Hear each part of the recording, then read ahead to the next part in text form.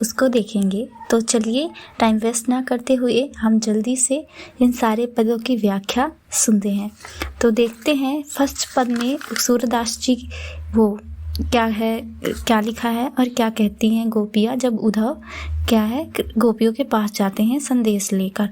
गोपियाँ उद्धव पर कटाक्ष व्यंग करती हैं कि तुम बहुत भाग्यशाली हो, क्योंकि तुम श्री कृष्ण के पास रहकर भी उनके प्रेम के धागों में नहीं बंधे। तुम उस कमल के पत्ते के समान हो जो जल में रहकर भी गीला नहीं होता है, या उसे तेल की गागरी के समान हो जिसमें तेल तो लगा होता है, जिससे पानी अंदर नहीं जा पाता है क्योंकि उसके बाहर गागरी की तेल लगा होता है, रहकर भी गीला नहीं होता है, जिस पर दास पानी की एक बूंद भी नहीं टिकती। हम तो उन चींटियों की तरह हैं जो श्री कृष्ण से चिपक गई हैं। दूसरे पद में गोपियाँ कहती हैं, अपनी विरह की वेदना बताते हुए कहती हैं कि हमारे मन की अभिलाषाएं मन में ही रह गईं। हमने उम्मीद थी कि श्री कृष्ण आएंगे, लेकिन उन्होंने योग का संदेश भेज दिया। इस संदेश ने हमारी विरह की अग्नि को और बढ़ा दिया है। अब हम अपना धैर्य कैसे रखें? गोपियाँ जो हैं सेकंड पद में गोपियाँ सोच रही थी कि श्री कृष्ण आएंगे, जिनसे वो मिलेंगी, अपनी प्यार भरी बातें उनसे बताएंगी, पर श्री कृष्ण ना आकर वहाँ उद्धव को भेज दिया, जिससे उन्हें बहुत ज़्यादा दुख होता है। उनका हृदय दिल टूट जाता है, जिससे उन्हें लगता है कि उनकी अग्नि जो विरह की अग्नि है तो वो और बढ़ा दी उद्धव ने।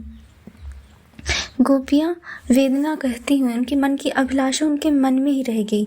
जो उनकी उम्मीद थी कि कृष्ण आएंगे, उनसे हम अपने मन की बातें करेंगे, वो बातें उनके मन में ही रह गई, क्योंकि श्री कृष्ण ने योग का संदेश जो है उद्धव से भिजवा दिया, जिससे उनकी विरह की अग्नि और भी बढ़ा दिया उन्होंने। अब तो हम अपना धैर्य कैसे रखेंगे, गोपियाँ जो है उद्धव को बताती हैं। तो अब हम थर्ड पैरत की तरफ बढ़ते हैं। अगर आपने यहाँ तक की मेरी वीडियो देख ली है, अगर मेरी एक्सप्लेनेशन अच्छी लगी तो प्लीज़ मेरे चैनल को लाइक, शेयर और सब्सक्राइब करना ना भूलें, ताकि हम मिलते हैं और नेक्स्ट वीडियो में इसी तरह की। तो जो थर्ड पैरा है उसमें कहती हैं गोपियाँ कहती हैं कि हमारे लिए श्री कृष्ण हरिल पक्षी की लकड़ी के समान है। जो हरिल पक्षी होता है ना, वो एक लकड़ी से प्रेम कर बैठता है, जिसे वो जीवन भर प्रेम करता है, जिसे उसने मजबूती से पकड़ रखा है। हम सोते जागते दिन रात केवल पकड़ रखा है। जो होता है ना हरिल पक्षी, वो लकड़ी को अपने पास हमेशा रखता है, मतलब कि वो उस लकड़ी से प्यार करता है। उसी तरह गोपियाँ हैं जो श्री कृष्ण से हरिल की लकड़ी के समान प्यार करती हैं। हम सोते जागते दिन रात केवल पकड़ रखा है, हम सोते जागते दिन रात केवल कान्हा कान्हा रखती हैं। जो गोपियाँ हैं वो उद्धव से कहती हैं कि हम दिन रात सिर्फ केवल कान्हा कान्हा रखती हैं। हमें उद्धव का योग संदेश कड़वा ककड़ी जैसे लग रहा है। अब जो गोपियाँ हैं वो अपने मन में बताती हुई हैं उद्धव को कि हमें आपका योग का संदेश किसके समान लग रहा है, कड़वी ककड़ी की तरह लग रहा है, जो हमें चुभ रहा है। क्योंकि उनको तो यहाँ पे उम्मीद थी कि श्री कृष्ण आएंगे, पर आ गए उद्धव, और वो भी आए तो क्या लेके आए, योग का संदेश, जिससे उन्हें और भी गुस्सा आने लगा। अब चौथा क्या है, फोर्थ पैरा में हम चलते हैं। गोपियाँ उद्धव से कहती हैं कि कृष्ण अब राजनीति पढ़ाए हैं।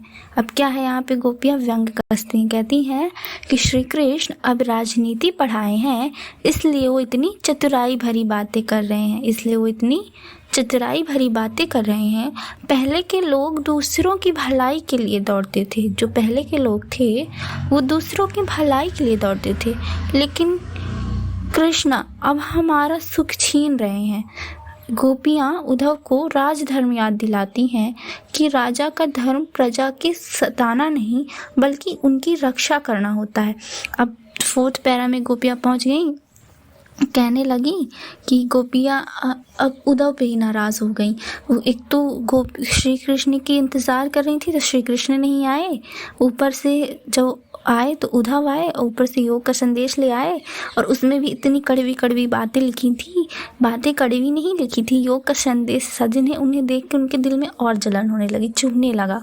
अब वो श्री कृष्ण को भी कहती हैं कि वो राजनीति पढ़ाए हैं, जिस वजह से वो चतुराई भरी बातें करने लगे हैं।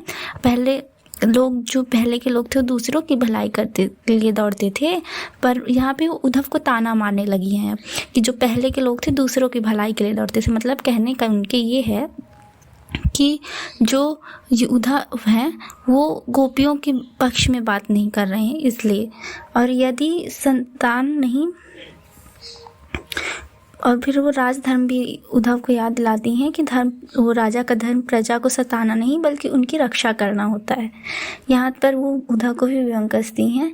इस चैप्टर का मूल मात्र ये है कि जो श्री कृष्ण से गोपियाँ बहुत अधिक प्रेम करती थी, क्या है कि उनकी राह देखती थी, पर श्री कृष्ण जब नहीं आए, उद्धव आए, तो उनकी सारी आशा निराशा में बदल गई। इसलिए उन्हें बहुत ज़्यादा दुख हुआ। उसी दुख को बताया है इन्हीं सारे पदों में कि किस किस पद में कैसे कैसे वो उद्धव को समझाती हैं। क्या है कि जो श्री कृष्ण के पास रहते थे वो सब श्री कृष्ण से प्रेम करने लगते थे, लेकिन उद्धव थे जो श्री